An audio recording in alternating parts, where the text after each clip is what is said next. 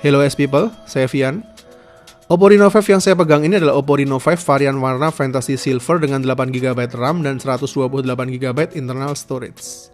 Impresi pertama dari saya adalah unik.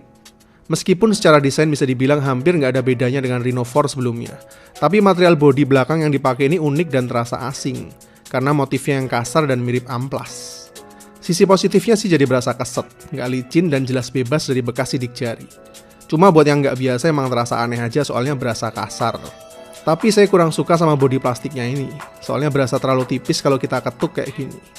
Mirip-mirip sama bodi tipis punya Oppo Reno 4F, jadi ada kesan ringkihnya kalau kita genggam erat. Padahal secara looks-nya udah cakep banget. Secara handheld cukup nyaman, termasuk tipis dengan berat bodi yang standar-standar aja. Punya modul kamera dengan desain unik yang identik dengan seri sebelumnya. Tapi kali ini mendapatkan upgrade main camera yang lumayan gede.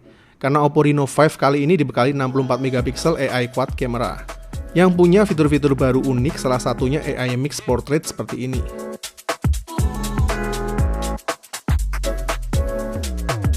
Bagian depan layarnya sudah pakai AMOLED 6,43 inch dengan resolusi Full HD, dan kali ini sudah mendapatkan upgrade dengan refresh rate layar 90Hz. Kecerahan layarnya juga bisa sampai 600 nits, jadi tetap kontras di bawah terik matahari. Dan udah pakai Corning Gorilla Glass juga. Ada perbedaan di tampilan kamera selfie-nya dibanding seri sebelumnya. Karena di Reno 5 ini sekarang cuma punya satu pansul aja, tapi mendapatkan upgrade yang lumayan gede menjadi 44MP. Hasilnya lumayan mengejutkan, detail resolusinya jadi tajam banget untuk sebuah selfie kamera.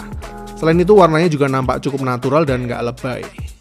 Kena backlight juga bisa handle dengan baik. Cakep sih, bokeh di mode portraitnya juga kelihatan rapi banget untuk ukuran selfie dengan satu kamera aja. Cuma sayangnya masih tetap susah nanganin backlight di mode portraitnya. Kalau mode autonya sih sama sekali nggak ada masalah. Dan ini kualitas selfie videonya. Detail resolusi bagus, gambar cukup stabil, tapi kalau buat handle exposure cahaya tetap masih kurang mantep. Sekarang kita tes kamera belakangnya, yang terdiri dari main camera 64MP dengan aperture 1.7, 8MP ultra wide, 2MP macro, dan 2MP depth camera. Kalau di Oppo Reno 4 lalu Oppo memperkenalkan fitur barunya yaitu AI Portrait Color, kini Oppo Reno 5 punya fitur-fitur baru, salah satunya dual view video kayak gini.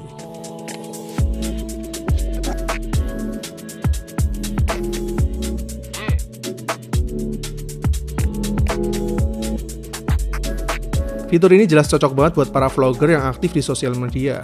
Dan ada beberapa pilihan alternatif view juga di dalamnya. Setelah dual view video, Reno 5 juga nawarin fitur AI Mix Portrait kayak gini. Mode yang bisa mengkombinasi antara gambar latar belakang dengan siluet dari objek. Lumayan unik dan artistik. Meskipun menurut saya termasuk gimmick yang nggak terlalu penting juga sih. Tapi kalau buat yang sering posting-posting di sosial media lumayan cocok kalau buat show off. Tapi kalau fitur baru AI Highlight videonya ini mantep sih. Jadi kita bisa record video dengan mode Live HDR. Mau kena exposure berlebihan dari matahari maupun lighting bisa auto nyesuaiin pencahayaannya. Hasilnya di kondisi terang maupun gelap detail gambar bisa tetap kejaga dengan baik. Begitu juga dengan fitur baru Ultra Night videonya. Coba bandingin antara pakai mode ini dengan yang nggak pakai. Diferensiasinya gede banget ini. Meskipun masih ada sedikit noise, tapi menurut saya fitur Ultra Night videonya ini work sih. Bukan cuma sekedar gimmick. Dan inilah kualitas foto dari mode autonya. Kualitas main kamera 64MP-nya terlihat jelas dari detail resolusi yang dihasilin. Gambar detail dan vibrance. Backlight juga nggak problem sama sekali. Di mode portraitnya bokehnya juga kelihatan rapi banget. Foto-foto portraitnya jadi lebih dramatis dan enak dilihat. Cuma di mode portraitnya seperti biasa masih kurang oke kalau kena backlight. Dan preferensi pribadi saya lebih suka adjust manual tingkat bokehnya supaya kelihatan lebih natural aja kayak gini. Dan ini kualitas mode wide maupun makronya.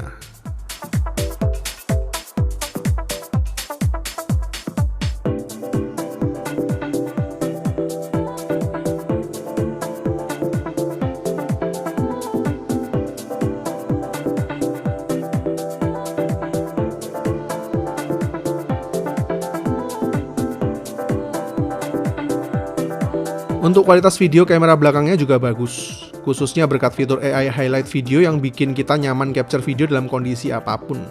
Nggak khawatir sama backlight lagi. Apalagi kalau kita aktifin mode ultra stable-nya ini, video jadi terasa semakin smooth.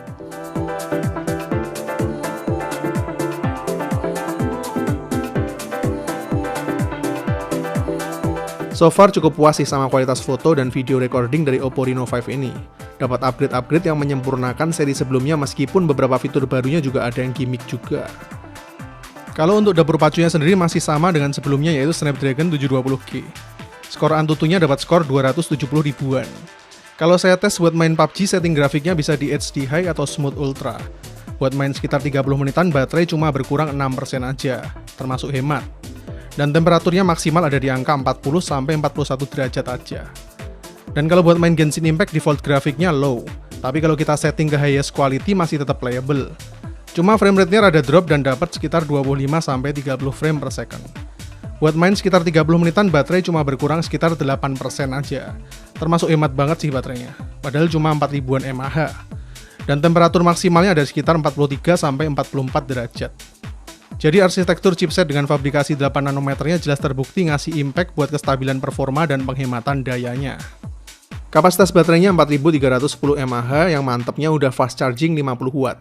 Jadi nggak butuh waktu lama kalau cuma buat charge kapasitas baterai segede 4310 mAh. Fitur yang satu ini jelas lumayan impact-nya kalau buat mobile gamer maupun daily driver.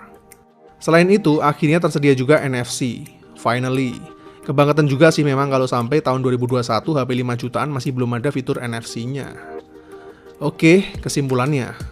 Untuk smartphone dengan range harga 5 jutaan, Oppo Reno 5 ini punya selling point utama di keunikan desainnya, fotografi dengan beragam fitur baru yang cukup fresh dan punya performa yang lumayan powerful dan stabil berkat arsitektur chipset 8 nanometernya. Oppo Reno 5 ini bisa dibilang adalah versi upgrade dari Oppo Reno 4 sebelumnya. Memang banyak hal yang di-upgrade mulai dari kamera, fitur-fitur AI fotografinya, begitu juga dengan fast charge dan NFC-nya. Tapi memang belum bisa dibilang inovatif apalagi revolusioner. Jadi saya rasa buat pengguna Oppo Reno 4 sih masih belum wajib untuk upgrade ke Reno 5 ini. Apalagi belakangan ini udah makin banyak smartphone mid-range yang nawarin fitur fotografi yang semakin bagus. Khususnya smartphone-smartphone dengan sensor Sony IMX yang notabene punya kualitas fotografi terbaik di kelas mid-range. Tapi kalau kamu memang suka sama apa yang ditawarin Oppo Reno 5 ini karena segi desain dan fitur-fitur kameranya yang unik, maka Oppo Reno 5 ini cukup recommended buat kamu jadikan pilihan. Oke, segitu dulu reviewnya. Terima kasih buat Prima Abadi yang udah provide device ini untuk video review kita. Buat kalian yang domisili di Jogja bisa langsung mampir aja ke Prima Abadi, khususnya kalau berminat sama Oppo Reno 5 ini. Saya Vian, see you in the next videos.